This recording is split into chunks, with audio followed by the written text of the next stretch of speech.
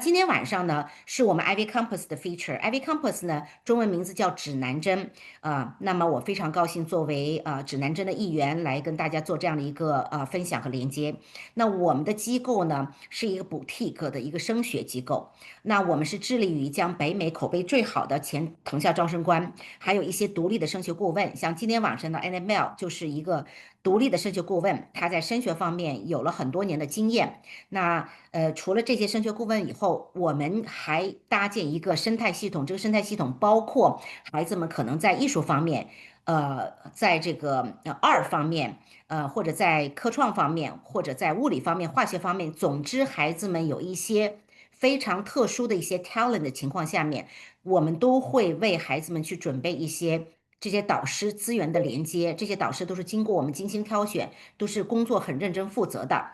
那么他们的存在呢，就给我们的华裔家庭提供了一些比较好的一些稀缺的教育资源。呃，我们的宗旨不光是升学，我们其实非常看重给孩子们一个成长和成熟的一个平台和一个资源社区。这样的话，除了这个平台这个提供这些资源以外，我们希望通过升学这样的一件事情和这样的一个杠杆通过这样的事情教会孩子，如何 managing up、managing cross 和 managing down，意思就是说，教会孩子如何去跟一些比他年龄大很多的成年人打交道，怎么去管理这些顾问们为他所用，让他自己更加的 strong 和更加的有 competitive。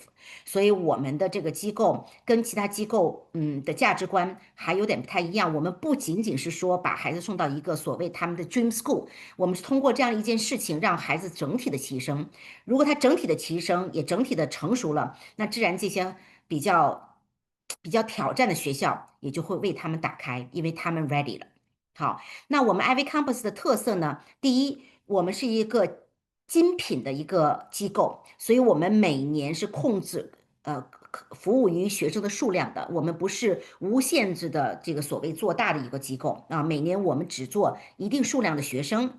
那这样的话呢，我们就会对这个孩子们和导师们在整个的这个升学的质量的这个把控上面，就有更多的一些关注力啊。同时，我们的服务模式跟别人不太一样的地方是，很多大的机构，像我们可能这个知道的身边的一些，可能大家都耳详能熟的一些他们做这个广告也做得很厉害的，除他们是模板化，也就是导师只做规划，他们会分给不同的人来写文书，也会分给不同的 team 来做他们的课外模式。那这样的一个模块化的服务模式的缺点是什么呢？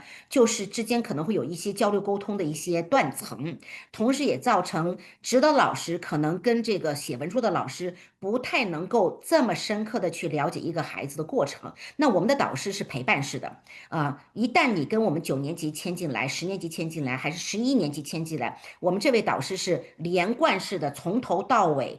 每次了解学生也是他，辅导孩子在9年级、10年级搭建这个 evidence 也是他，最后写文书、修改文书的也是这位导师，所以这位导师是不交手的，他会非常的通过每一年对您的了解和搭建 evidence，到了申请的时候就非常自然。那今天晚上分享这个文书也就变成了一个水到渠成，会更加的这个 smooth，也不会这个比较难。因为其实每次写文书的这个进展，其实是挺痛苦的一个过程，对孩子来说很痛苦，对家长家庭也比较挑战。原因是我们的孩子日常没有被这样培训过，他们不知道怎么样做。今天晚上Annabelle 老师所说的这个 self reflection，就自我的审视、自我的了解，这个过程对大人来说都很痛苦。可别说对这个一个高中生来讲哈。好，那下一步呢？我们的特色呢？我们还基于因为跟 AFI 这样的一个战略合作的关系，所以我们有更多的志愿者和社区服务的机会，包括我们刚刚提及的这个亚法的专利机会，给孩子一个空间，让他们成为自己的主人，去做一些自己对社会有影响力的事情。那么这个对升学也是有直接的好处的，不仅仅锻炼孩子的能力，同时还事半功倍的起到了一个 evidence 的提供啊。所以，我们刚刚也提到了，我们不仅仅是止步于在升学方面，我们特别注重孩子在怎么去 business practice 上面，他写的邮件及不及时啊，怎么汇报及不及时啊，都会得到我们一个叫这个升学管家服务的这样的一个提醒。所以对孩子整个这个成长和蜕变是有直接好处的。同时整个过程当中，我们的导师都在搭建个人品牌。9年级该干什么，11年级该干什么，12年级该干什么，都是一个品牌、个人品牌搭建的一个过程这个是极其重要的那么我们的学生可以看到，所有这些 Top 30 School、Top 40 School 都有我们孩子的影子。我们今年是有4个去了 Stanford，2个去了这个哈佛和普林斯顿所以可以看到，这些比较怎么说呢，有挑战的这个学校都有我们孩子的影子的，所以我们也 very proud our student。如果您对我们 IvyCompass 还不熟悉的话呢，请您扫描我们的二维码，也这个能够把你请到我们的微信公众号里面去。这样的话，你可以关注我们的一些核心信息，同时呢，也会获取每一次、每一个月我们这样的一个集中的这个分享。那今天晚上呢，我特别高兴邀请到这个 Annabelle 老师，那她是一个不陌生的导师已经跟了我们好几年了。Annabelle 老师呢，今天晚上的主题呢会。分享大学申请文书，为什么呢？因为现在是一个 heavily 要做 personal statement 的一个撰写的一个时间。我们基本上是希望我们的学生能够在7月底之前，最好把这样的一个过程和任务能够解决掉。这样的话，8月1号再放出所有的 Common Application 的这个学校的这个 supplemental essay 的时候，这个 questionnaire 我们就可以用8月份的时间来帮助孩子去撰写小文书。这个小文书我们就叫每个学校所属的 supplemental essay。那今天晚上这个大文书，实际上我们认为是最挑战、最难的。所以不管是家长也好，还是 student 也好，今天晚上的这个分享当然是英文的那么如果有您的孩子现在目前在写文书的有点儿感觉卡壳的，或者感觉不知道该怎么头脑风暴的欢迎您可以现在就邀请你的孩子，因为从我后面开始就会是一个 English 的这个 presentation 和 sharing。那今天晚上会 focus on 文书怎么样传递一些成绩和课外活动无法体现的品质？大家知道这个 holistic review， 每一个成绩也好，或者你的课外活动都在 telling story about you，about the student。那文书是另外一个板块和 window，我们讲的是最 personal side。那今天晚上 Annabelle 就会去想怎么去分享，怎么去做这方面的这个展现，他们到底想看什么？他们有哪些话题已经 so many repetitive？怎么挑选一个个人的特质和吸引力的主题？同时怎么做头脑风暴？还有把这个讨论的东西能够 move on to 这个 first 的这个初稿，这个落在纸上非常重要。没有一个落在纸上的东西，我们的导师就很难帮你再提升。那 Annabelle 老师呢，他自己本身是肯奈尔写作中心的资深写作这个申请的这个顾问，他的学生有去 Stanford、普林斯顿和西北大学等等等等学校，他辅导了50家的学生进入了藤校或者 Top 30 School，那么现在他也是一个顶尖美本咨询机构的这个前主任和咨询的顾问他在我们这边也是我们的一个 senior 的一个 consultant。Okay, Annabelle, now I am going to start for now. I'm going to hand the floor to you, and so you're welcome to share your part of the content. Until you finish, then I will be also taking over. We have other information to like internship, research, resource to share with our audience, and then we will go to Q&A. Okay. Sounds great. Let me stop the PPT. Now it's your turn to share the Okay. presentation. All right. Thank you so much, Sophia, for the introduction. And I'm excited to further introduce myself and my approach to working with students throughout this presentation. Yes. I'm very excited to present on a topic that I think is really important and exciting, the personal statement. So we'll dive right into it. I'll go ahead and share screen. Just allow me a moment to pull up the presentation here.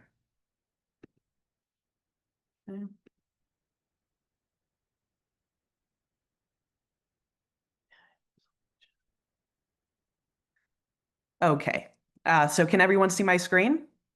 Yes?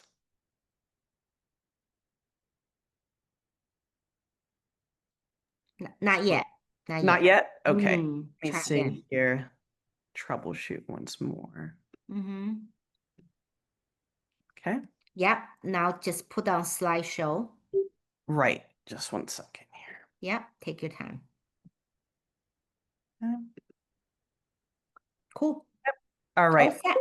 Let's Awesome. go. Let's get started. So this topic will focus on one really important aspect of the personal statement writing process, and it's even before you begin writing.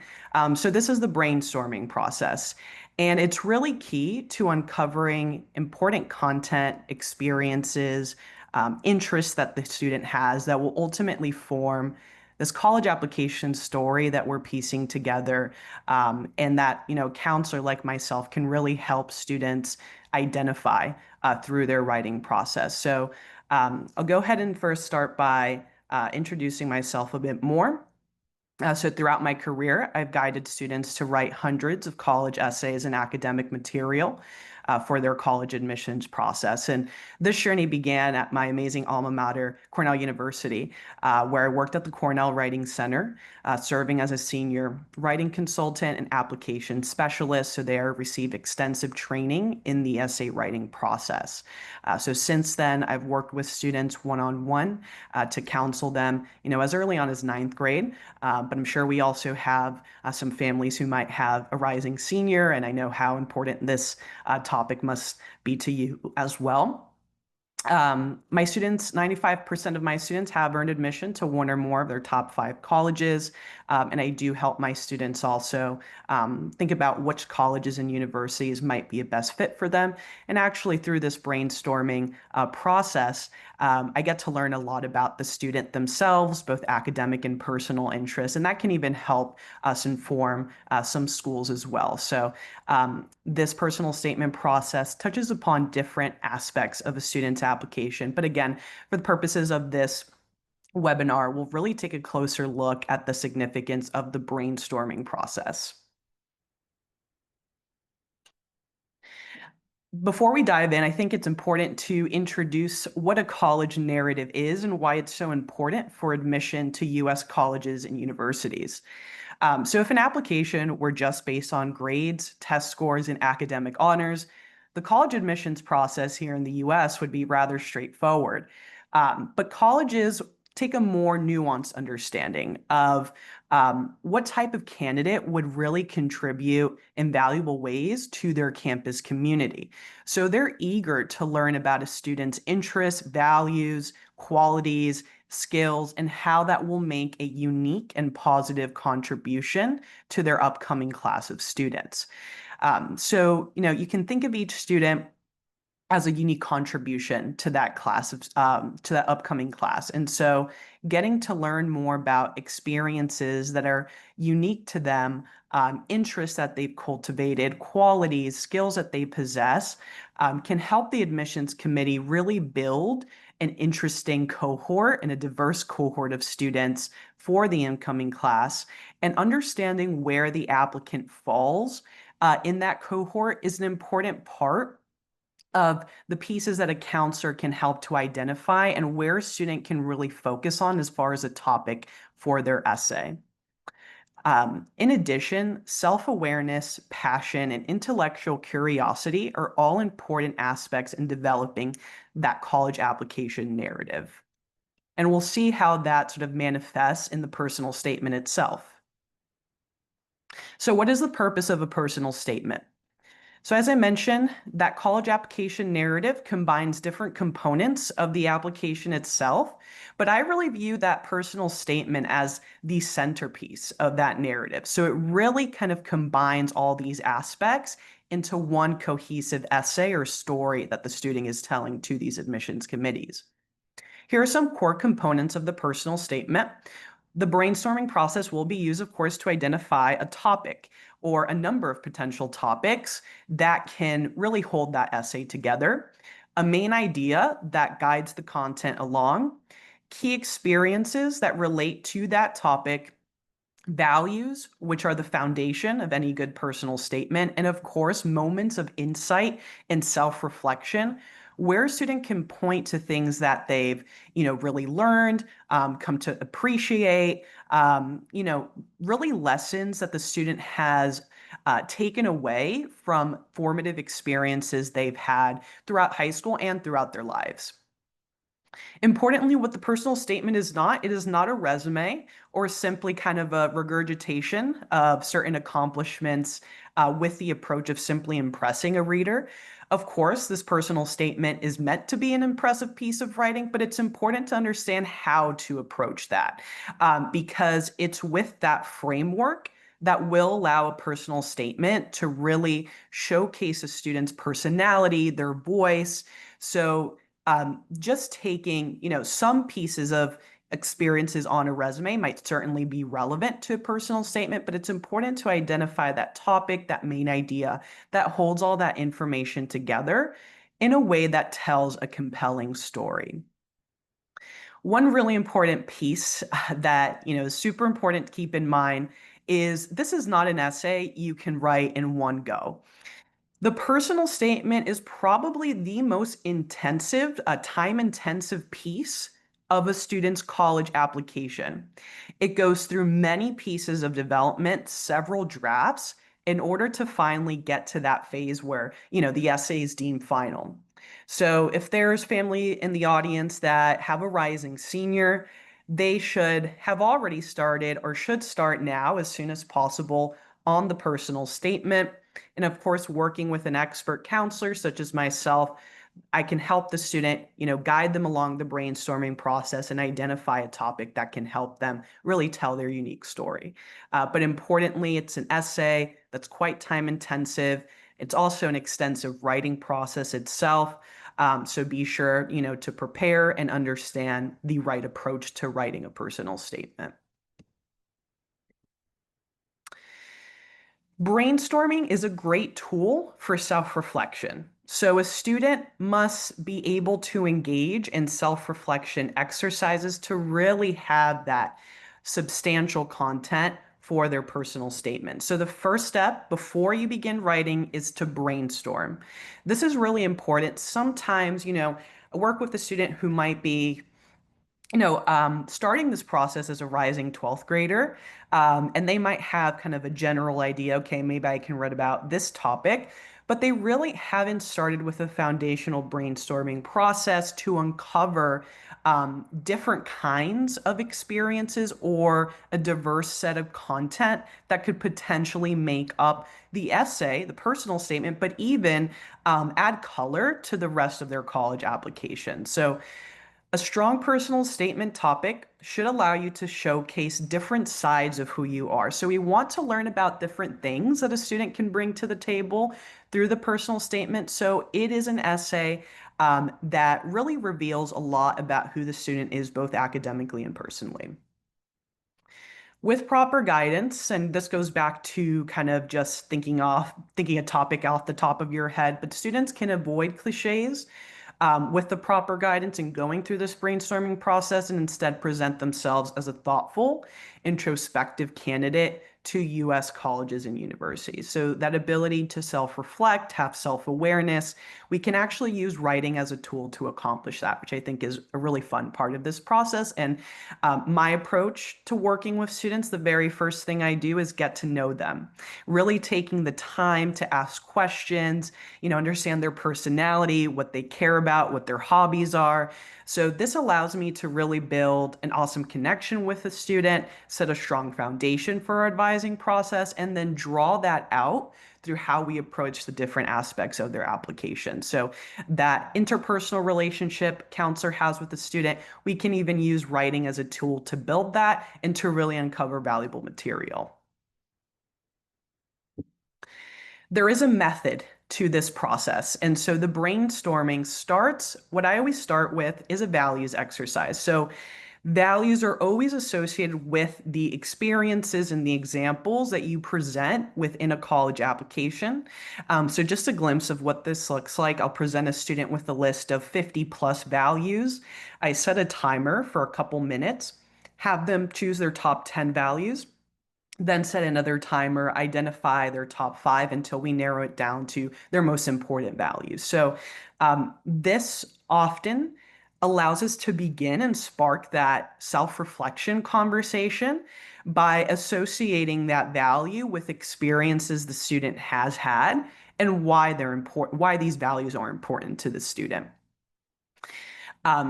Furthermore, I provide students with a workbook in which they complete several other brainstorming exercises, which include reflection on roles, identities, skills, personal hobbies. Some of these questions might seem a bit random too, but I've found that these personal questions can actually draw out really niche and interesting experiences that the student has had that they might not have even realized can be relevant to the story that we're piecing together about the different sides of who they are. So some sample brainstorming questions can include, what's your actual superpower? That's a great one to uncover a certain skill the student has. Something about you that sometimes surprises people. What's a class you'd love to take, even if no such class exists? I think this is a good question that has allowed me to better understand students' academic interests as well. What's one place you feel most like yourself? Where do you find your flow? So those are a couple sample brainstorming questions out of many that I provide students in that workbook. That is how we start our personal statement process. Importantly, in addition to values, considering a student's identities and roles and where that shows up in their life, so certain experiences they've had tied to those identities and roles, I think are also a really crucial part of how we can develop a personal statement. And I'll show you a couple examples further on in this presentation about, how we can outline an identities-based essay. But just to get started, some simple, examples here. Maybe the student identifies as an advocate, and I do similar to the values exercise. I have a roles and identities exercise where students, again, kind of choose the identities they most resonate with. I'll ask them follow-up questions as to where that identity appears and why it's important to them. So yes, colleges really want to learn about values and identities that the student has to better get to know them throughout that personal statement. So example of an advocate, maybe the student is an advocate when they're, working to expand the AP curriculum at their school or delivering speeches as part of their Model UN community on women's rights, for example, or writing blog posts on issues affecting their local community, especially students who might be passionate about journalism. They might do some advocacy work in that regard. Or maybe the student is an artist and has a broader interpretation of what that means. So maybe a student has their own bakery business and they design packaging and logos for their own brand. Maybe they decorate cakes, and that's a way for them to show artistic expression through writing poems, maybe contributing to their school's literary magazine. So that can be different ways just to get started for the student to consider where those roles and identities appear.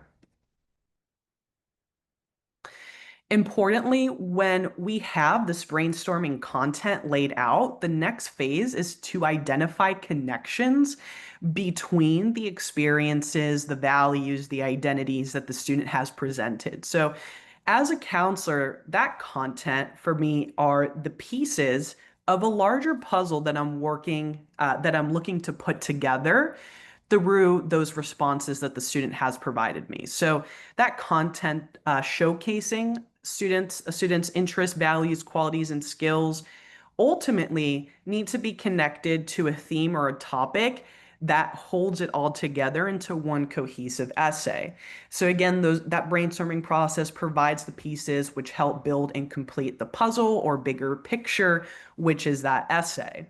So a question that guides me as a counselor when we're going through this brainstorming process is, how can we connect a student's values, interests, and experience through a central theme or topic? So that's what we're working towards in terms of identifying those connections. There's a really interesting approach as well, more theoretical way to look at this, but has a lot of tangible applications. And we'll see how throughout the presentation, I'll present a slide that provides an example and then an assessment of how this approach is applied. But just starting out with sort of the theoretical point of view, we can think of a compelling narrative as the intersection between a student's academic interest and personal interest. And there's a college that actually has a great supplemental essay question that explicitly ask students to consider this. And that school is Sarah Lawrence, and we can see that prompt below. Sarah Lawrence students are often described as hyphenates: filmmaker, sociologist, historian, environmentalist, photographer, psychologist, novelist, economist, poet.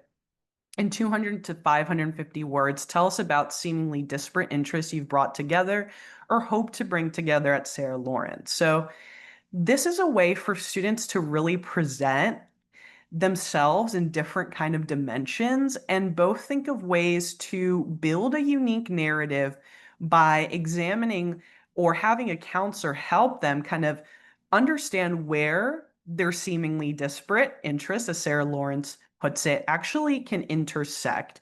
And one thing about top colleges, their curriculum tends to be very interdisciplinary in nature. So, it's very exciting when a student can combine different interests that they have to really expand upon, perspective that relates to personal experiences or academic interests and their intellectual curiosity. So, this is a good sample essay prompt that kind of relates to the overall approach that we can even be considering for a student's narrative as well. So I think it's a really helpful way to think about, how a college has even more explicitly asked this question.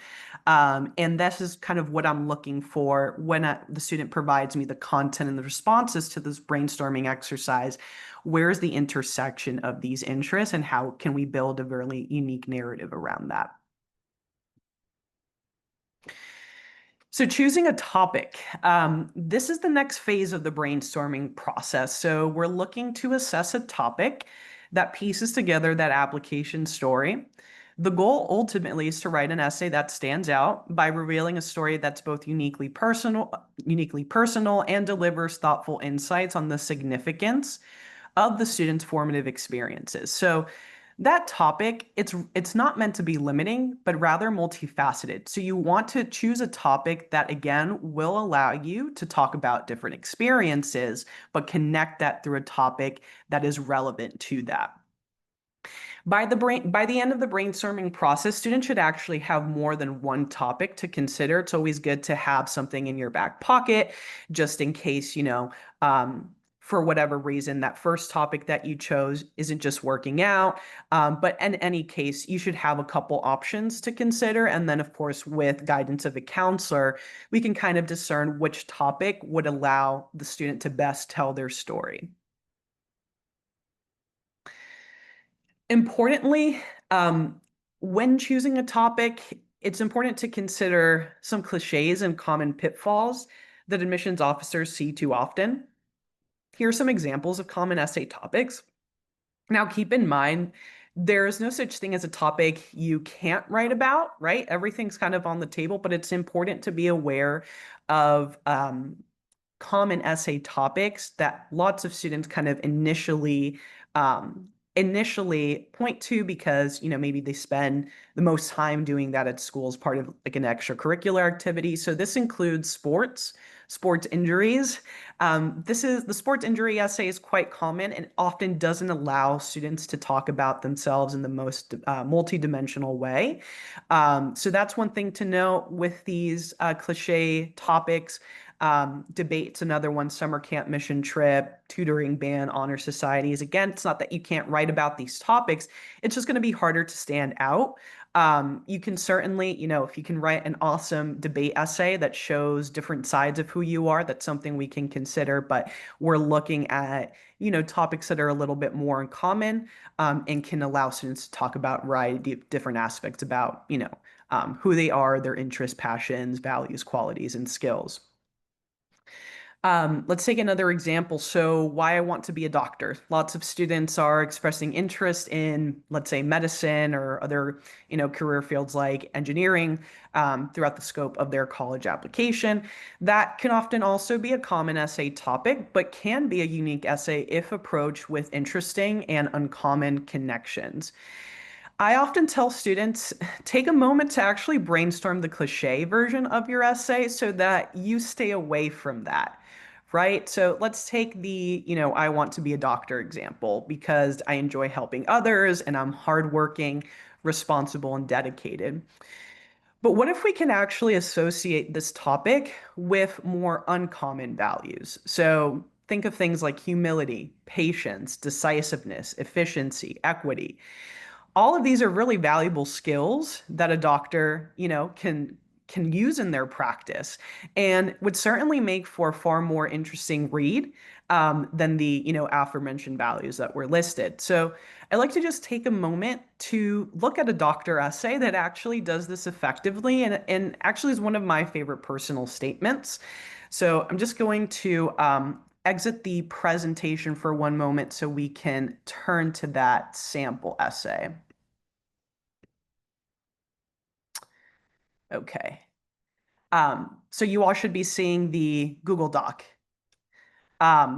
So this is a essay in which the student has an identity that they're further unfolding through this topic and through the different experiences that they have that relate to that identity and that showcase how that identity has allowed them to grow, or reflections rather on how that identity has manifested and the key takeaways and values from each of these experiences. They then connect that to a career interest at the end. So this student has, I think something this essay does well. This essay has voice, it has personality. We can kind of hear the student's voice narrating this particular discussion on this identity they have that's quite kind of playful, and that's totally okay. There's, personal statements. If a student, values humor and that humor comes out through the essay, you're allowed to be, humorous in a college personal statement, as long as you're drawing really meaningful insights and you show the ability to self-reflect and, you demonstrate elements of intellectual curiosity, service to others, impact, initiative, the qualities that these colleges are looking for as they build their incoming class. So this student starts with, just a couple sentences for their introduction. And there's different approaches to introductions too, which I work with my students once we've moved past the outlining and are getting into the drafting phase. This student starts with, a sentence that immediately grabs our attention. Apparently, I have a natural mom vibe. So the introduction creates more questions and answers and immediately hooks us into this story about the different ways in which this identity has presented itself throughout the student's life. So these first start with the volleyball team, how that student has supported their teammates, making sure they have everything we need, really, being there in terms of filling in for any member of the team so that, she can always be there for the team in a pinch. So really showing a value of support and collaboration. She then mentions an experience related to helping kids and volunteering as a teacher's assistant, working with students in terms of translating, solving word problems, and really valuing the moment where they see a student really grasp that concept and learn it correctly without any assistance. So we learn that the student really loves working with kids, and that's a really fulfilling piece of the work that she does outside of the classroom. She also loves helping kids ask big questions. She mentions a couple things that, family has inspired in terms of, her why around asking those questions. And that certainly demonstrates a level of intellectual curiosity. She then translates this not only within that context, but also in the context of research, showing problem-solving skills, data analysis skills, and then mentioning how she enjoys putting things together like a puzzle, relates this to her leadership experience as the chief layout editor of her newspaper, and then, further describing presenting details that are then followed by a reflection. What's interesting here is that the career connection is left towards the end. Again, when a student is making a career connection, I generally do recommend that piece is left towards the end so that, we kind of fall out of a more cliche approach, which is to immediately, begin, I want to be a doctor, because it's not really the best way to start off a story that, keeps the reader kind of wondering more and kind of eager to learn more. But we kind of leave that piece towards the end and say how all these skills will be able to be applied towards her career as a future pediatrician. Obviously, the student has a clear passion for working with kids, has demonstrated other qualities that are going to be valuable in that career path that she's, looking to study and looking to prepare for as an undergraduate student. And then finally comes back to the introduction, mentions something that she started with at the beginning of the essay to have the essay come together full circle. So she says, plus, as a pediatrician, I will be able to take care of children who cannot always advocate for themselves. So advocacy or being an advocate for others, probably one of the roles or identities the student has. And so my mom instinct will be one of my greatest assets. So there's a sense of completeness by the end of the essay. We learned about different experiences the student has that relate to this identity. And then there's an awesome career connection at the end. So thought it'd be helpful to just put all of this information into context. And I do take the time to actually, assess and diagnose different sample essays that might resonate with the student so that they can kind of see how a good essay is constructed.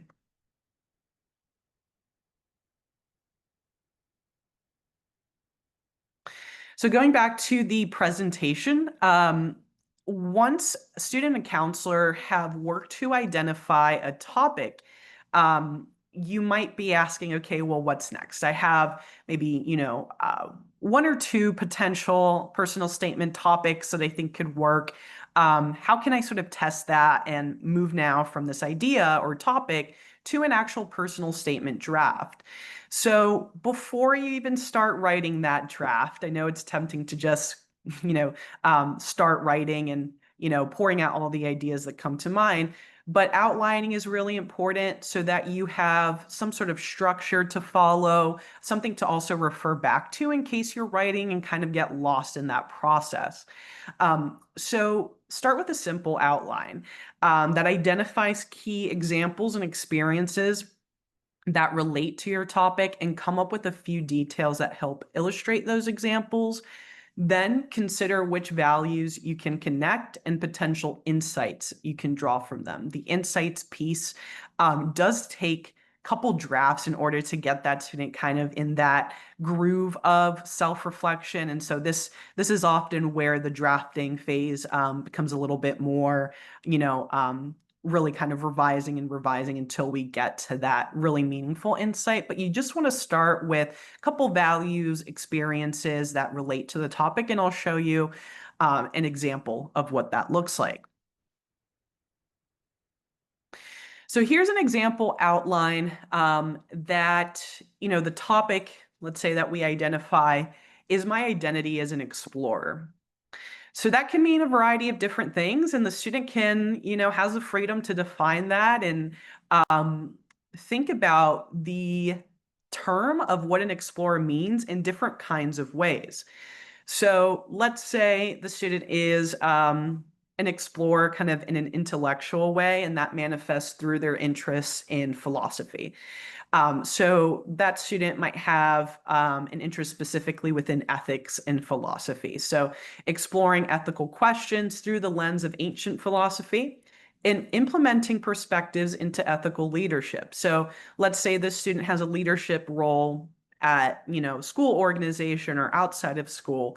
Perhaps they implement those perspectives into how they view effective leadership, hold themselves accountable based on those kind of considerations around ethics, and really earn the respect of the group or the peers that they're leading. So that's a really interesting way to view the concept of explorer. That's not cliche, right? And that really contextualizes this into an academic interest and intellectual curiosity that the student has. Maybe the student is also an explorer in the creative sense, and what might we look at that? So maybe this student, likes philosophy, also enjoys meditation. They read books on how to meditate. They have certain thinkers and schools of thought that they follow, but they really love it because they find inspiration in that quiet contemplation. So that's really how their creative process is sparked. That's a very, again, non-cliche, very nuanced and interesting way to present that role. So maybe the values here that are associated with it are things like mindfulness and quiet, things that the student values and can provide a good self-reflection on. Another example of how this identity can manifest is maybe they're also a nature explorer. So they enjoy hiking and bird watching, identifying different plants and birds based on their characteristics. So potential values that can be associated here are things like observation, nature, and awareness. Importantly, as I mentioned, that Venn diagram theory has a tangible application. So when we look at this, we can also draw academic and career connections based on the student's seemingly disparate interests, as Sarah Lawrence refers to them, and actually find where those interests intersect. So clearly the student has an interest in philosophy, asking big questions, also environmentalism, being outdoors, hiking. So students can combine those disciplines, or this student can combine certain majors, pursue a double major, let's say in environmental studies and philosophy, combining those disciplines specifically to study ethical decisions concerning environmental impact. Then they can express interest in careers such as environmental law or even environmental consulting. If we look back to the sample essay, that student combined both academic and personal interests that they had. And at the end of the essay, connected it to an interest in medicine, specifically pediatrics. This student can potentially develop an awesome essay about their explorer identity, connect interest in environmental studies and philosophy, talk about ethical perspectives on environmental impact, and then conclude by maybe relating this to a career interest in environmental law or consulting. I think it's really interesting to, as I mentioned at the beginning of the presentation, a lot of this brainstorming content can also help me guide a student in a variety of ways because I'm learning more about them in the process. So it could also even help me provide some college fit considerations and what we should be looking for as we, identify colleges that are a good fit, which is very important. There's thousands of amazing universities here in the US. But colleges are looking to understand why you're a good fit. So for this kind of student, we can really look at great academic opportunities offered by certain universities that, that student would likely thrive in, both academically and personally, outside of the classroom. Let's take Dartmouth, for example. So they have a really great environmental studies major with undergraduate courses in environmental law and justice. Dartmouth is a campus surrounded by nature, so there's plentiful outdoor activities and communities. This student can potentially take interest in a school like Dartmouth. Cornell, my alma mater, offers an environment and sustainability major. That's a collaboration between the College of Arts and Sciences and College of Agriculture and Life Sciences. I actually studied philosophy at Cornell. They have an incredible philosophy department, and many students double major in philosophy. I know many of my peers double major in computer science and philosophy, kind of applying logical thinking and reasoning. So it's a great curriculum that Cornell offers, and many of the classes do touch upon questions around ethics. And then the renowned Lab of Ornithology, so the study of birds, and there's a lot of volunteering opportunities that the student can do at the Lab of O at Cornell. And so this student, enjoying hiking, the outdoors, Ithaca is a great place to do that. They can volunteer at the Bird Lab, take several philosophy courses in an interdisciplinary setting. So these are some college fit considerations that we can even glean from some of these brainstorming exercises that I'm working with a student on. So all to say, the brainstorming process is the first step, the foundational step in identifying a college narrative, and of course, identifying a topic that can hold your personal statement, together and build a cohesive application narrative. So one final remark, and thank you so much for attending this webinar. It's definitely, if you have rising 12th grade students, definitely crunch time. The personal statement, as I mentioned, is an extensive writing process. So going through draft by draft, revising, editing, polishing, adding the final touches, that's all part of the personal statement development. And I'm always, excited to learn about the student through this brainstorming process. So that concludes my presentation, and I welcome any questions you might have. Okay. Actually, yeah, we finished as earlier than I thought. There's a lot more question. I think maybe we can slow down, let the audience even understanding because the content you have there, some of them maybe for the parents are a little bit technical. Maybe they don't have experience of accompanying their kids. Maybe they are, first kids going to applying for Okay. U.S. universities. Can you maybe slower down a little bit to re-emphasize what is personal statement within the college application, that Yeah.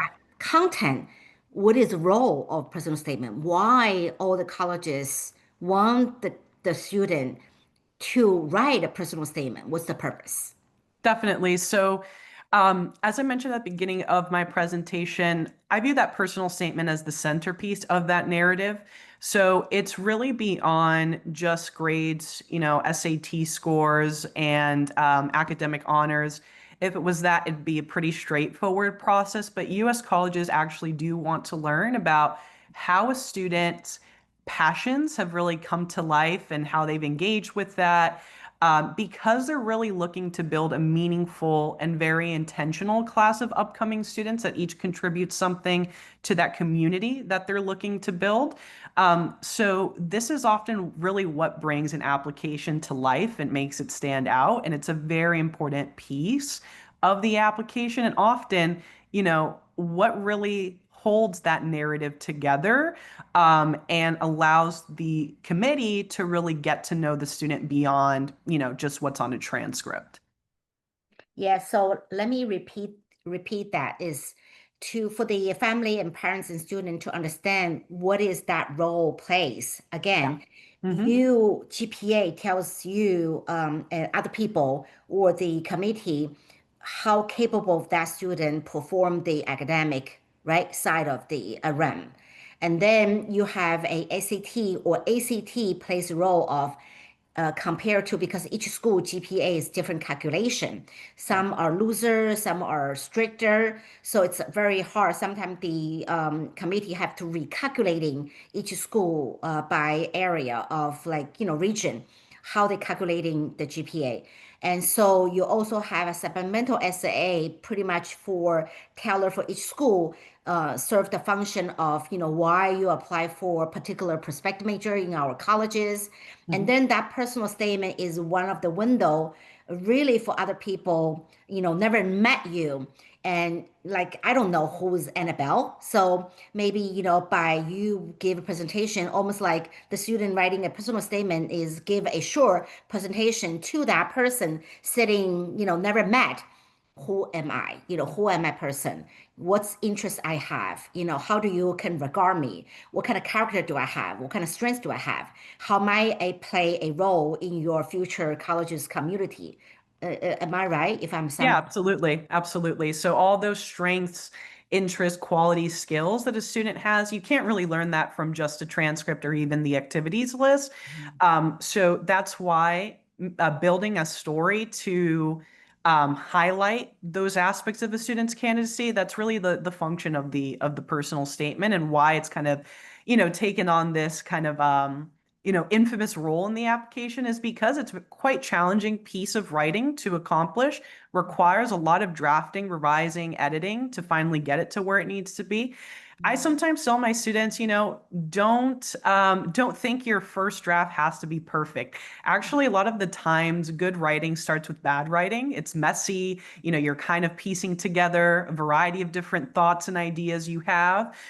So it does take patience. It takes effort. It takes consistent engagement to really get it to where it needs to be. And so that's why that personal statement really requires a student to think introspectively. They really can benefit from expert guidance as well to make sure they're on the right track.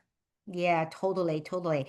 If you don't mind, maybe before we go on, move on the other information sharing, I'm going to use Chinese to Yeah, reemphasize a little great. bit because, some of the parents, like I said, first experience, they don't have application to U.S. college yet. It's very, very different than China.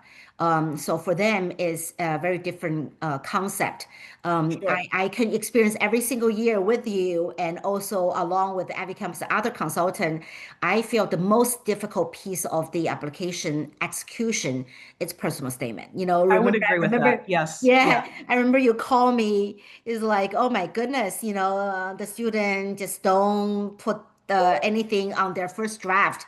Without that first draft, you don't know how to make them, level up or help them to make it better. So that first draft to me is like most difficult. We're experiencing right now. The student sometimes they think of things they are so difficult. I feel it's almost like having a baby, going to the hospital, have a baby.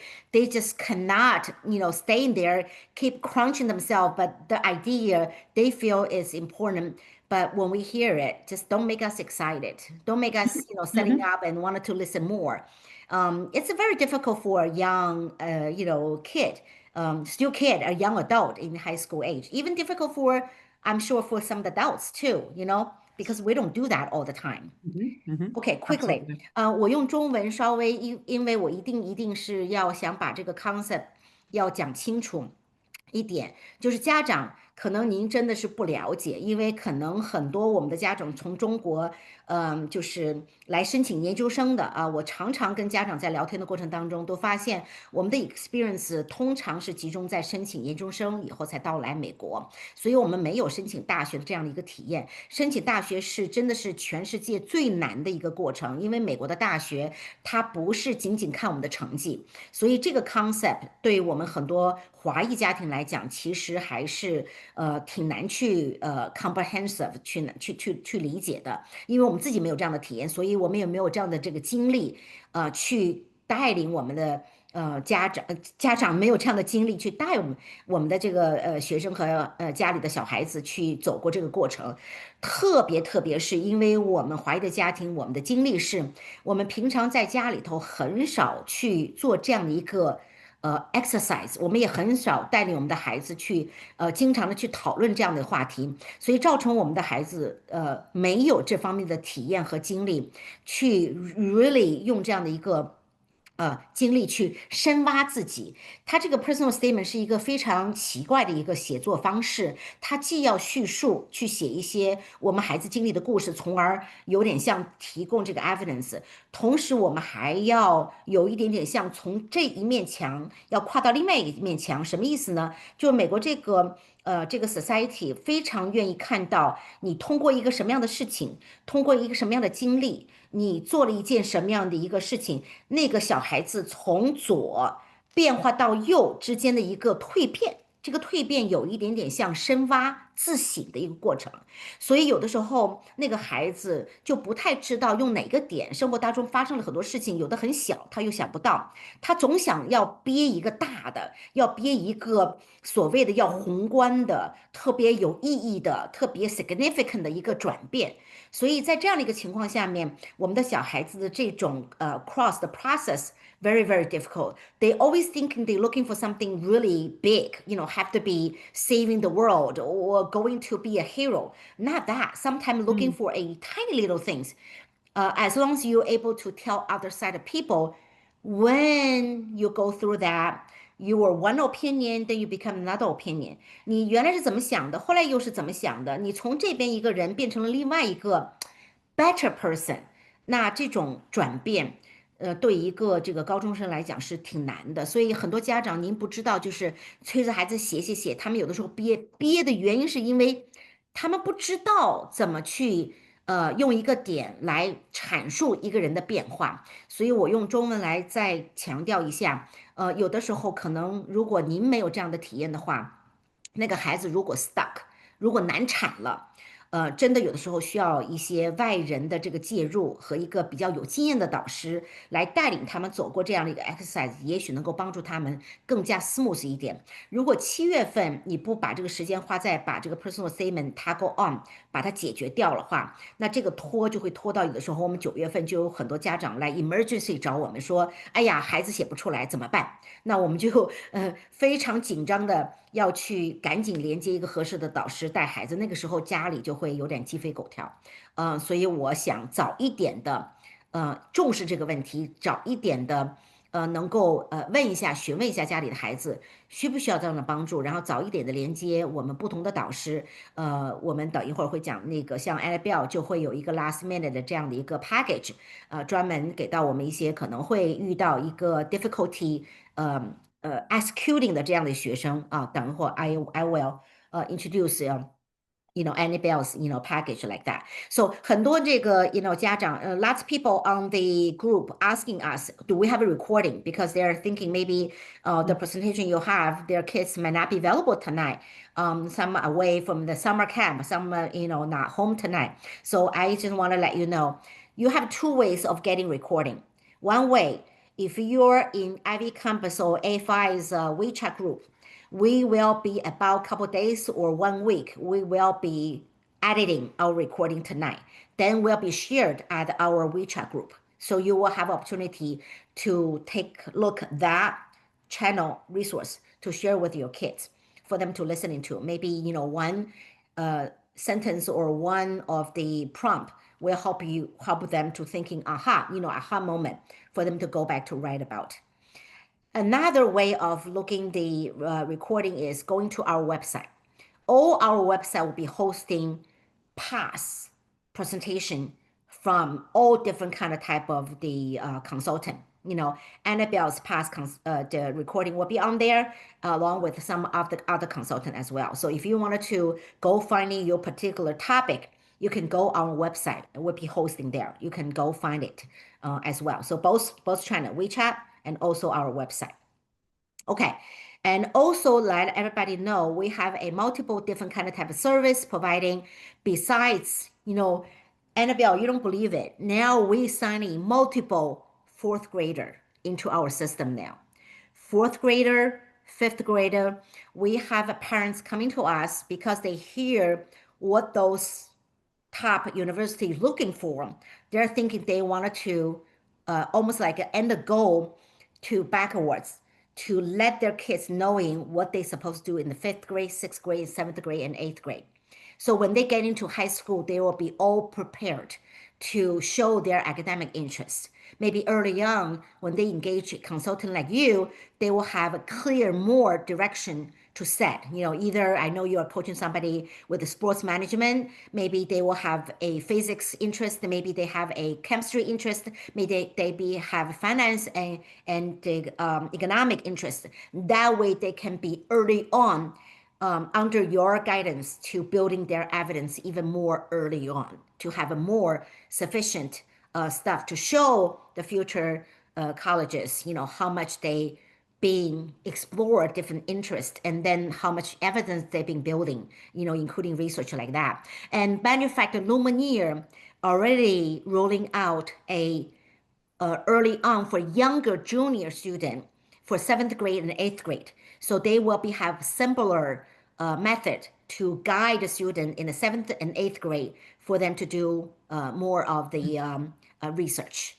So for those parents out there, if you thinking you want to have kids to explore early on, so they will have a better experience in high school, just looking for that service, you can let us know.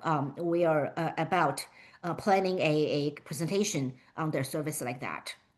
Okay, so for IvyCompass, we do high school application, we do junior high school application, we do college application, we do graduate school application, we also do PhD application. So for those family out there looking for guidance on those area, we provide that. We also have all kind of background improvement service, which is right here, about research, about tagging on scientific competition, about math competition, physics competition, chemistry competition, Olympic competition. What about some of the kids like to getting hands dirty to building things? We have those coach background. We also have a music. We also have art.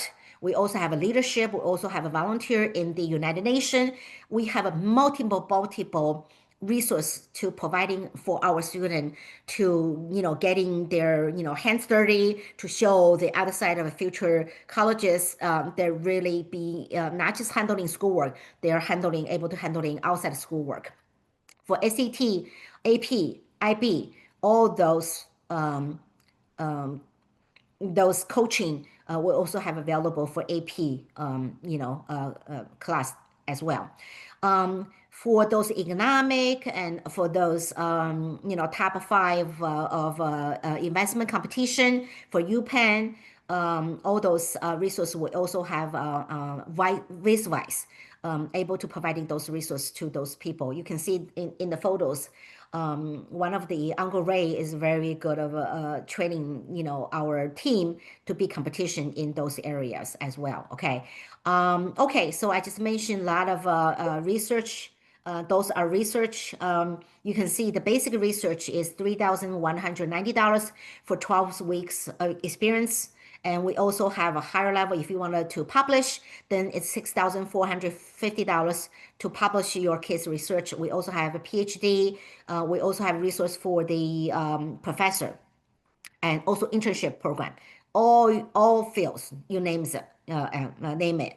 Okay, any parents you are thinking wanted to get into IvyCompass or AFI, WeChat, you can scan the barcode on the left-hand side. And anybody thinking tonight, Annabelle is someone you wanted to have a further inquiry, to have a one-on-one 30 minutes to talk with Annabelle about her style, her engagement with your kids, how she able to coaching your student for the application season, which is, like I said, she has a package now ready to coaching any student come to her for the 12th grade, 11th grade, 10th grade, or 9th grade. And you can also engage with the Annabelle. You can scan the barcode on the right-hand side. Then someone from IvyCompass will follow up with you to schedule that meeting for you with Annabelle for free, 30 minutes. Okay, so I'm going to leave this page here. Now let's go to see if there's any of the question maybe in our chat box. So I'm going to read it to you, and welcome for any of the parents or student, open up your mic. You can have a direct dialogue with Annabelle. I will unmute you and you can raise your hand. That way I will know who to unmute you in order for you to have question directly, asking particularly question for your student. But if you, let's go through the question for now and you continue, okay? Continue for people to write a questions.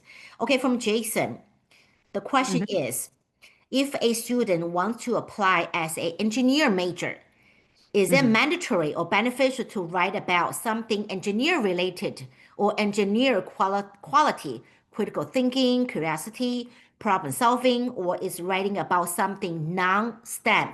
Okay, confidence, public speaking, persistence. What do you think about that? Absolutely. Writing about something non-STEM is okay. I would say I would also look at the other components of the student's resume to even determine if maybe a non-STEM approach would be more beneficial or not. So there's a couple moving pieces there. But absolutely, it's definitely okay to write about something non-STEM. A lot of supplemental essays will ask why this major. So then the student will, be able to talk about more engineering or STEM related experiences a little bit more directly. So it's important that if they do mention kind of, career interest in engineering, just leave that to the end of the essay.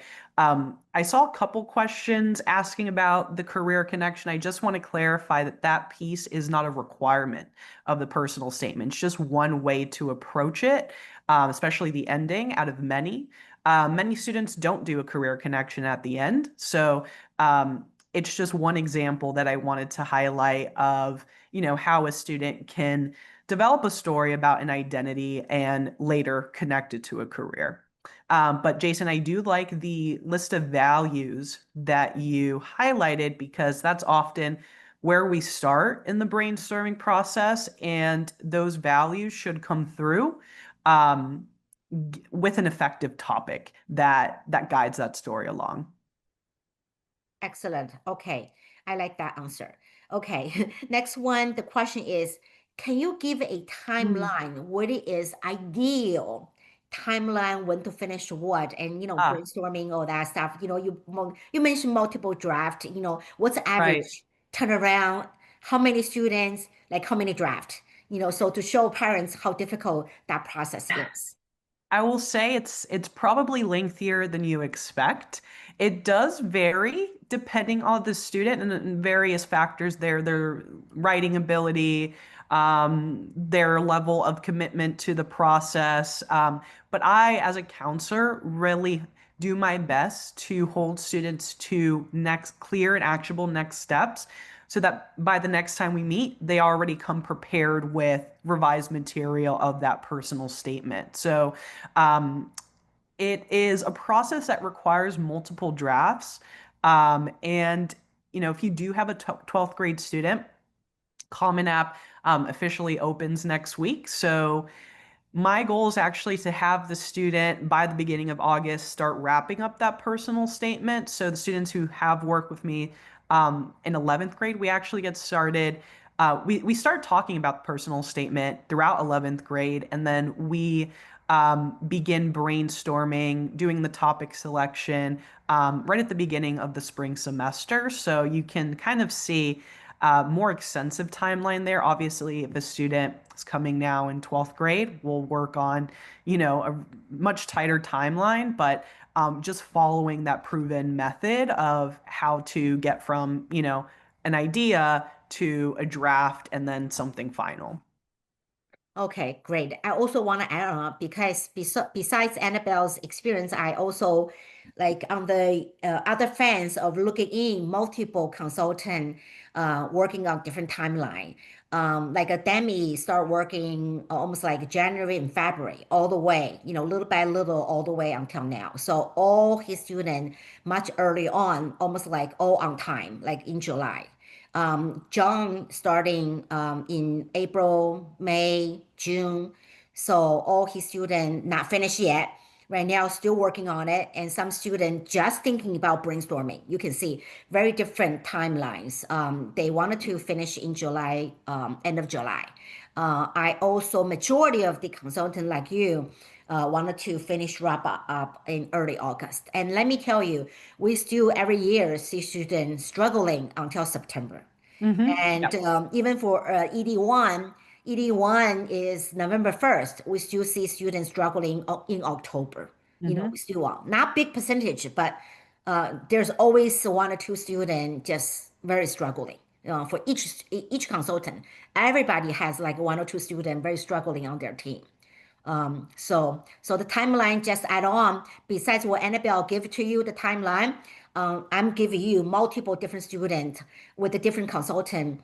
Like I said, somebody start earlier, somebody start late, but ideally, we need to finish personal statement by end of July, really end of July. And then some people might be delayed a little bit, but then August, we wanted working on supplemental essay, right? hmm Then that way, Exactly. when the school starts September, you'll be busy again. Then you have less time to working on that. And it's average I see some of the students 7, 8 time turnaround. Even the student last year went to Stanford had like 12 or 14 time turnaround. So it's not easy. Even for those very, very excellent student, it was like multiple times of turnaround, right? Back and forth, back and forth. Yeah. Okay. Next one, Caroline Wu saying, can you give a list of cliche topic to avoid? Yes.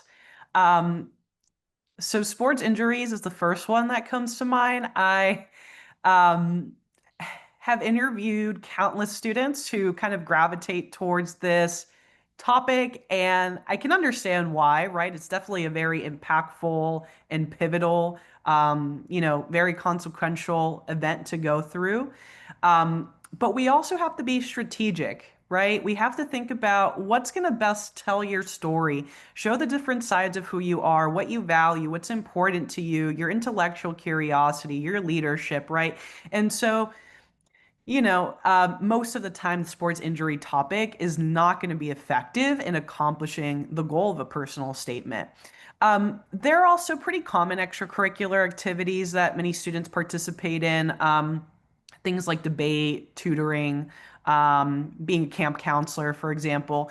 And it's not that you cannot talk about those types of activities that you're involved in, but oftentimes I see that it works better when it's one example that you mention among others of how it relates to whatever topic you've chosen. So let's say you go with an identity topic and maybe debate one example of how that identity you have has manifested. So debate will certainly be a part of your college application if you are a great debater and you're super accomplished in that area. But we don't want to just write a cliche debate essay. We want to think about what topic will maybe allow you to highlight your skills as a debater in the context of other experiences that you've had related to that topic. Okay, good. What about some people very often like to write how they overcome a challenges very often, or family illness, how they overcome that. Um, what do you think about that? That's a really good question. So what I presented today is one approach, and there's not just, one way to write a personal statement. This is a methodology that I found through, meeting with other counselors, going through professional development workshops. We've seen that this method is a great one to draw those kinds of insights that an admissions committee is looking for, but there's different ways to do a personal statement. Specifically, if the student has experienced a challenge that they want to tell in their college essay, you can have kind of more of a start and end to what that challenge was. But any good personal statement should have self-reflection, should reveal values, should show, student's personality, what's important to them. So the important piece there with the challenges is actually how those challenges maybe transformed you or shaped the person that you are today. So that self-reflection component is just core to, the different approaches of a personal statement. We would also consider if that path, the challenges path, we'll consider that alongside, maybe other ways, different paths for the personal statement. Maybe it's a more career-oriented path, identity-oriented path, maybe it's a really niche hobby the student has.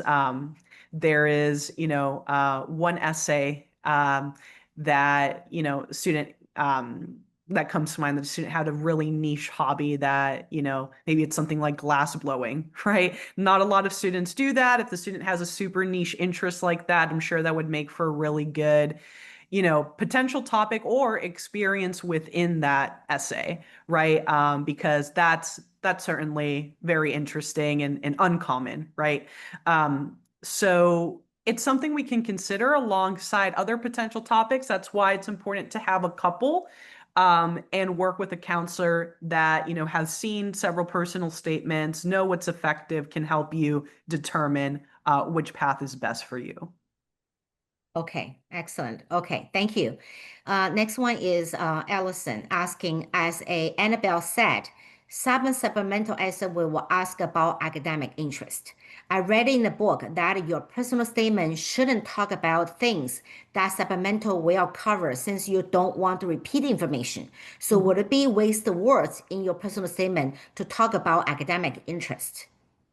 That's a good question. So you don't want to repeat yourself in essays, But the main difference between a supplemental essay and a personal statement, so the personal statement um, is a personal reflection, right? So it's a story that you're telling, it's weaving in different things, your interests, values, qualities, skills, and that can point to different academic interests or, demonstrations of intellectual curiosity. The supplemental essay, if it's a Y major essay, and let's go back to the engineering example. So maybe you're telling, in your personal statement, a story about the different skills, qualities, interests that you have, and then you leave the engineering connection to the end, if that's, one approach that we can consider taking. But the supplemental essay can maybe dig into a specific aspect about engineering that you want to focus on in your academic studies. You should also mention specific opportunities at that school that align with your academic interests. So definitely working with a counselor can make sure that you are adding nuance to the discussion around the supplemental essay. It is a bit more kind of direct in terms of how you're answering that question compared to the personal statement. It's just kind of like a different feel in terms of the supplemental essay writing process. So the why major question can also touch upon specific aspects of the curriculum that aligns with a student's academic interest, or maybe the student, has a more niche interest within a particular major, and that college has courses or research or labs that touch upon that. So it could be a deeper dive and a more specific dive into something that was mentioned in the personal statement without necessarily being repetitive. Adding yet another layer of that intellectual curiosity, but doing a deeper dive and a more specific dive into why that major. Okay. All right. Thanks. Okay. Thank you. Next question from Tammy. For the example, remember you just cited one of the essay. Um, Tammy is asking where the student decide to go, or is Yeah. where the student went.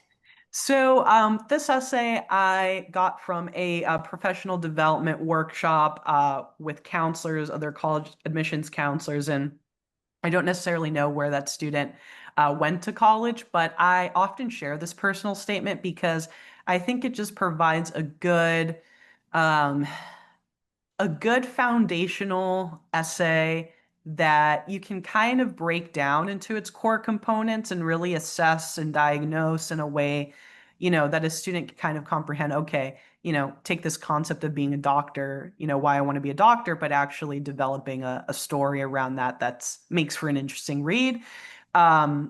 So yes, Tammy, I would love to know where that student ultimately ended up deciding. So. Okay. Yeah. Maybe in the future you can provide your Right. personal Yes, student I'll get their keep that in permission. mind. You have to get their Yeah. permission. Yeah, get their permission, and because it's private information. Yeah, we have to get permission from the student in order to share with the Right. public. Yeah. Okay. From Sue, should the essay focus on personal growth, Mm-hmm. facts, Mm. achievement, and personal stories, or should it reverse space for the student belief? Reserve the space for the student's beliefs, interpretation, or aspiration. So I would say the personal growth should be showcased through values. And it shouldn't just be, a list of facts or, here's all the impressive things that I've done throughout high school. We can certainly talk about, experiences that are considered impressive, like leadership or impact, initiative, that should come out through the essay. But really the approach here is values, what's meaningful for the student and how they can reflect on those kinds of values. And that's why the values exercise is the really foundational piece of the brainstorming process. And that's always kind of where I start with my students. Okay, thank you, Annabelle. From Tracy, do you have any advice for writing a personal statement when you haven't decided on a specific major or career yet? Yeah, I've worked with plenty of students who haven't decided on a specific major or career yet. And most students, at 17 don't know what they want to do for the rest of their lives. That's not expected. But students will often encounter, especially for the supplemental essay. And again, just to reiterate this, a career connection is not necessary to end your personal statement. It's just one way out of many that you can you can conclude your essay. I've worked with students who've done it. I work with students who just, provide a um, a conclusion to the personal statement where they kind of creatively reinforce or creatively reinforce that main idea through some of the things that they've mentioned throughout the essay, but not necessarily presenting any new information either. So there's different ways to do this. Now, just talking more college admission strategy broadly, it's generally not the should I say it's generally not, even a student doesn't know what they want to study. It's best to kind of stay away from just saying, okay, well, I'm undecided and applying undecided. We want to take the students, let's say they have a diverse set of academic interests from, let's say it's like math, computer science, biology, chemistry, right? They love STEM, but they love a lot of things in STEM. Then maybe looking for interdisciplinary majors that kind of um, bring together all those different interests through the study, or looking at a curriculum that allows the student to explore these different interests that they have. So it's totally fine if a student doesn't know what they want to do career-wise or even what they want to study in college. Most students change their major anyway.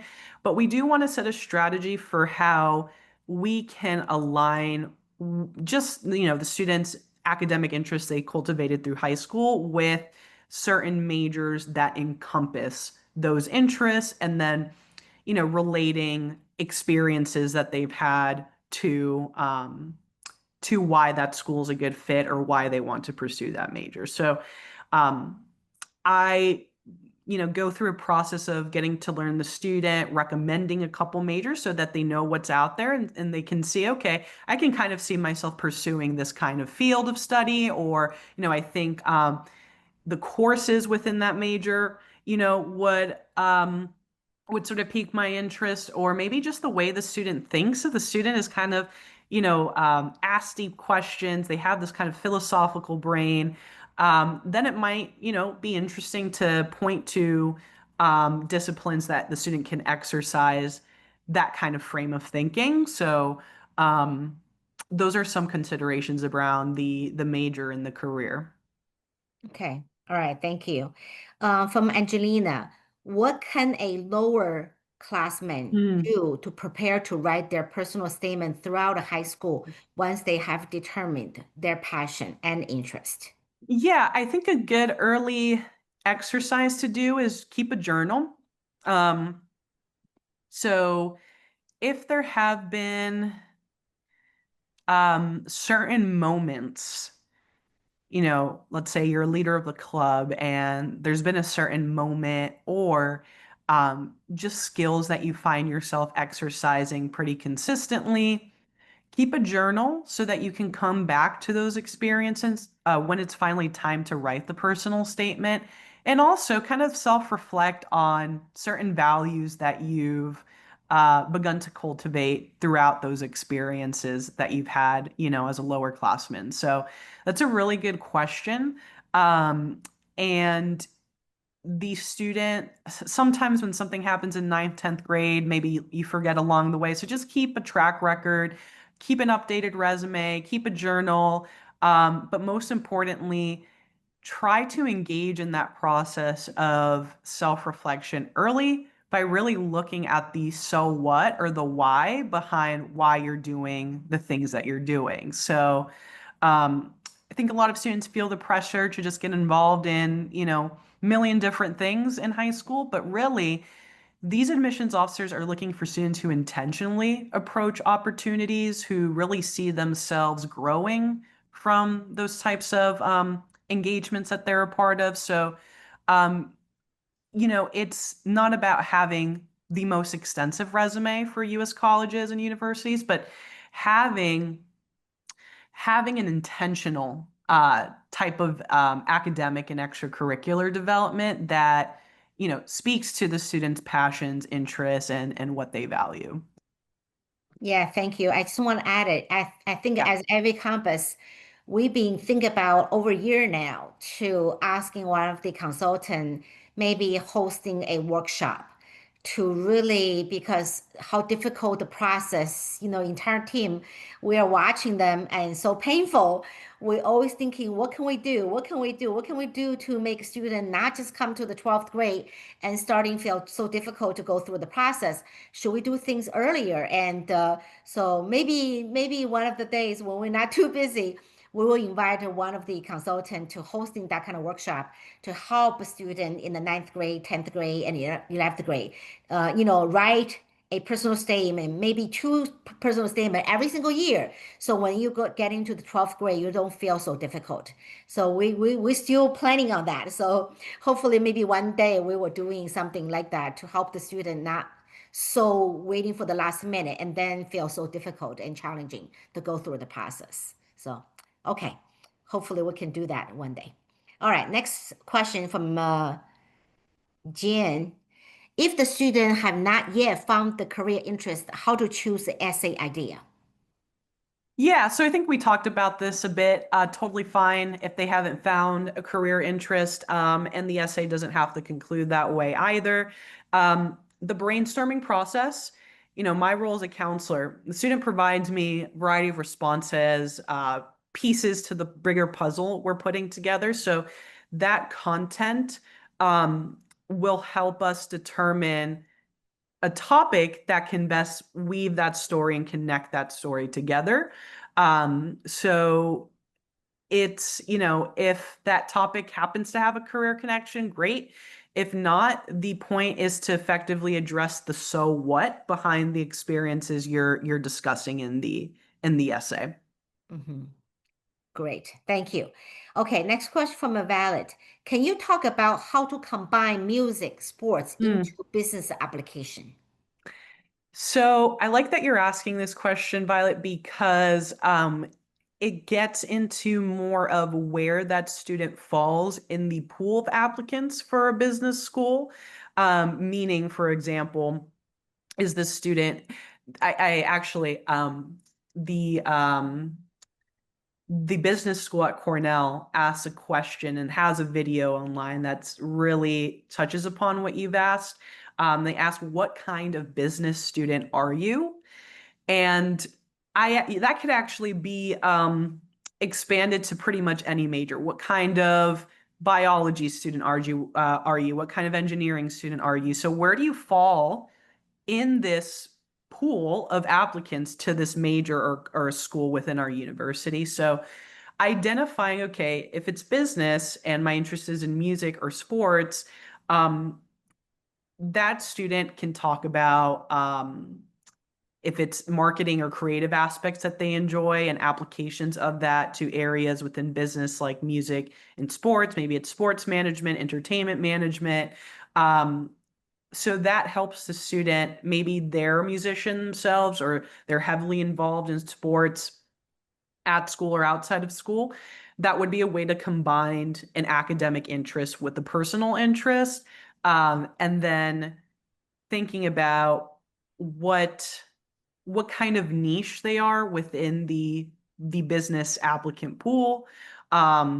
So just understanding certain programs, courses, opportunities in the business school for a supplemental essay that the student can connect to their own experiences or goals.